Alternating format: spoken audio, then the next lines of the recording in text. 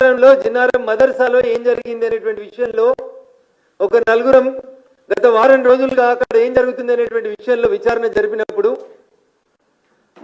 మొత్తం తెలంగాణ కాదు దేశం మొత్తం ఆశ్చర్యపోల్సినటువంటి విషయాలు ఉన్నాయి. అక్కడ ఆ మదర్సాలో 70 మంది విద్యార్థులు చదువుకుంటున్నారు. జిన్నారం దగ్గర ఘర్షణ కారణమైనటువంటి మదర్సాలో 70 మంది విద్యార్థులు చదువుకుంటున్నారు. ఎక్కడోళ్ళు? జిన్నారం వాళ్ళు, బొల్లారం వాళ్ళు, పటాన్చేరు వాళ్ళు, రామచంద్రపురం వాళ్ళు, సిద్దిపేట వాళ్ళు, ఇంకెవరో పక్కోళ్ళేమో అనుకున్నా నేను. మొత్తం విచారణ చేసి చూస్తే తేలింది ఏంటంటే ఆ 70 మందిలో 65 మంది 70లో 65 మంది పిల్లలు మీది ఏ ఊరు అని అడిగినప్పుడు వాళ్ళ నుంచి వచ్చిన సమాధానం కిషన్ గంజ్ బీహార్ అని చెప్తున్నారు. వాళ్ళు దయించి సభ్య సమాజం హిందువులు మొత్తం ఆలోచించాలి. ఎక్కడి నుంచి వచ్చిరట? కిషన్ గంజ్ అనే జిల్లా నుంచి బీహార్ నుంచి వచ్చినాము అని చెప్తున్నారు.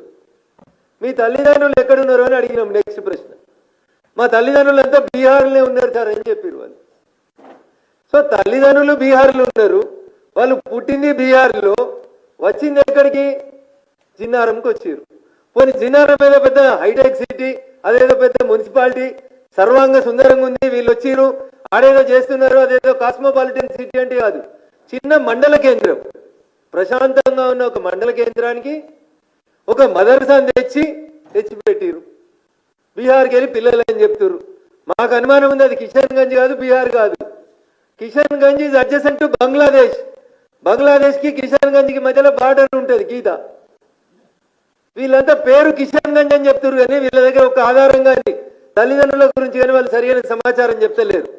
బహుశా ఈ మదర్సాలో ఉన్న 65 మంది కూడా బంగ్లాదేశ్ నుంచి వచ్చి జిన్నారంలో శిక్షణ పొందుతున్నట్టు నాకు అనుమానంగా ఉంది. ఇదే విషయం నేను రాష్ట్ర డీజీపీ గారిని కలిసినప్పుడు చాలా స్పష్టంగా చెప్పినాను.